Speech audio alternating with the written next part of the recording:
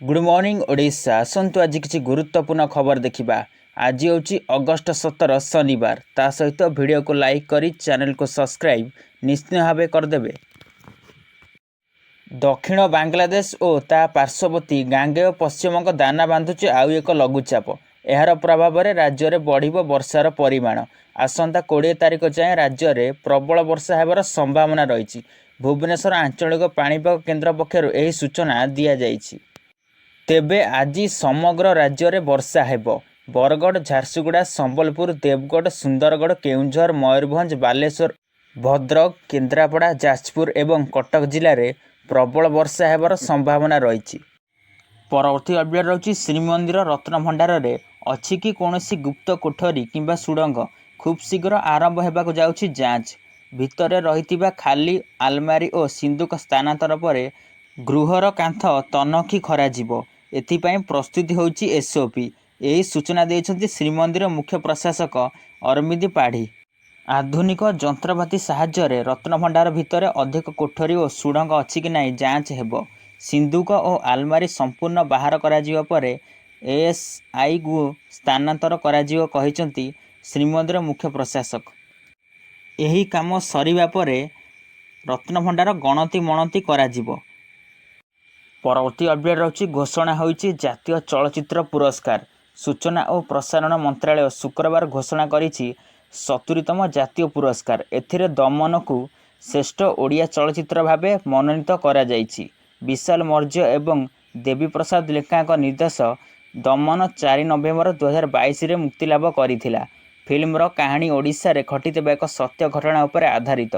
एथिरे प्रतिफलित होइछि युवा डाक्तर सिद्धार्थक कर्तव्यनिष्ठा कहानी।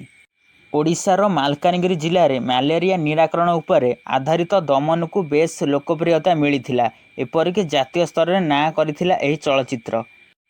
परवर्ती अपडेट रही भुवनेश्वर रे एम्स पाई नुआ योजना। पूर्वतन प्रधानमंत्री तथा भारत रत्न अटल बिहारी वाजपेयी षष्ठ पुण्यतिथि अवसर में सूचना देइछन्ति बीजेपी राज्य सभापति मनमोहन सामल। से कहिछन्ति राज्यर स्वास्थ्य क्षेत्र में वाजपेयींकर बड़ अवदान रही। आगकू एम्स रे कैंसर समेत 4टी विभाग में सेंटर ऑफ एक्सीलेंस आरंभ हेब। खूब शीघ्र एने केंद्र सरकार अनुमोदन मिलिब।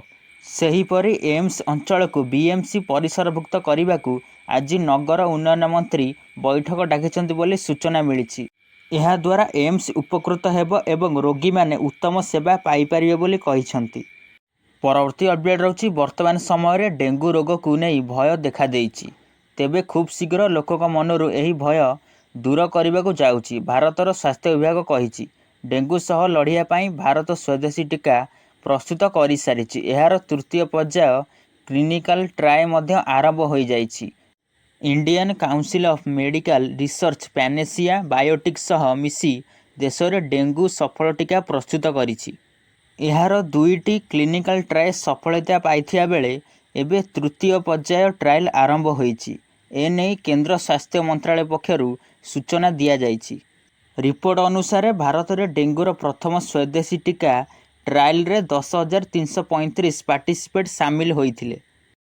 परवर्ती अपडेट रही सेप्टेम्बर 5 रु खेल दिलीप ट्रॉफी जार अंतिम मैच 22 सेप्टेम्बर रे खेल। Board of control offer cricket in India Dilip trophy 2024-25 प्रथम राउंड पाई 4टी स्काट घोषणा करिछि। एही टूर्नामेंट रे टीम इंडिया रो अनेक तारका खिलाड़ी देखा पाई मिलिबो, किंतु रोहित शर्मा एवं विराट कोहली एही टूर्नामेंट रे दूरे रहिबे। जय शाह कहिछन्ति एही टूर्नामेंट रे ईशान किशन एवं श्रेयस अय्यर खेलुछन्ति, किंतु आमे खेलिबाकू विराट एवं रोहित शर्मा भली खेलाड़ीक उपर चाप पकाई पारिबु नाही। यह कले सेमाने आघात हेबार यथेष्ट संभावना रही। परवर्ती अपडेट रही खरीफ ऋतुरु चाषी ठारू 3100 टंकार धान किणिबे सरकार। कैबिनेट मोहर पर एथिपाई बजेट रे 5000 कोटी टंकार व्यय बराद करिछन्ति सरकार। आसिला मोहन सरकार घोषणा करिथिबा समृद्ध कृषक नीतिर एसओपी। मोहन सरकार क्षमता को आसिया परे निर्वाचनी प्रतिश्रुति मुताबक चाषी को धानर एमएसपी 31 टंका देबाकू प्रथम कैबिनेट बैठक में मोहन माझी कहिथिले। 800 टंकार बोनस देबाकू बजेट रे 5000 कोटी टंकार व्यय बराद मध्य कले। तेणु राज्य में चाष उपरे निर्भरशील प्राय 70 भाग लोकों अपेक्षा ଯେ କାହାକୁ ଓ କିଭଳି ଏହି ସୁବିଧା ମିଳିବ। 2024-25 ଖରିଫ ଋତୁରେ ଲାଗୁ ହେବ। ପରବର୍ତ୍ତୀ ଅପଡେଟ୍ ରହିଛି ଯୋଗେଶ ବାହାଦୁର ଖୁରାନିଆ ହେଲେ ନୂଆ ଡିଜିପି। ଖୁରାନିଆଙ୍କ ନିଯୁକ୍ତି ନେଇ ପ୍ରକାଶ ପାଇଲା ବିଜ୍ଞପ୍ତି। ଖୁରାନିଆ ହେଉଛନ୍ତି 1990 ବ୍ୟାଚ୍ର ବରିଷ୍ଠ IPS BSF ସ୍ପେଶାଲ ଡିଜି ଭାବେ କାର୍ଯ୍ୟ କରି ଫେରିଛନ୍ତି।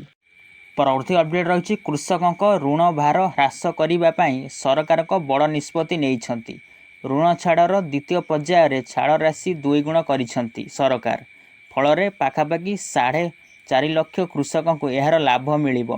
ଏଥିପାଇଁ ସରକାର 5.6 ହଜାର କୋଟିର ବୋଝ ସହିବେ। ଫସଲ ନଷ୍ଟ ହେବା କିମ୍ବା ଅନ୍ୟ କାରଣରୁ ଋଣ ଶୁଝି ପାରୁନଥିବା ଛୋଟ ଛୋଟ କୃଷକଙ୍କୁ ଏହା ବିଶେଷ ସହାୟକ ହେବ। ତେବେ କୃଷକଙ୍କୁ ଋଣ ଛାଡ଼ ଯୋଜନା ତେଲେଙ୍ଗାନା ସରକାର ଆଣିଛନ୍ତି। ଶୁକ୍ରବାର ରାଜ୍ୟ ସରକାର ଫସଲ ଋଣ ଛାଡ଼ ଶେଷ ପର୍ଯ୍ୟାୟ ଆରମ୍ଭ କରିଛନ୍ତି। କଂଗ୍ରେସ ସରକାର ନିର୍ବାଚନରେ ଦେଇଥିବା ପ୍ରତିଶ୍ରୁତି ଅନୁସାରେ 2 ଲକ୍ଷ ଟଙ୍କା ପର୍ଯ୍ୟନ୍ତ ଫସଲ ଋଣ ଛାଡ଼ କରିବା କୁହାଯାଇଛି। ପରବର୍ତ୍ତୀ ଅପଡେଟ୍ ରହୁଛି ହାଇକୋର୍ଟଙ୍କ ଆଦେଶ ନ ମିଳିବା ପର୍ଯ୍ୟନ୍ତ ଜାହାଜ ପାରାଦୀପ ଛାଡ଼ି କୁଆଡ଼େ ଯାଇପାରିବ ନାହିଁ।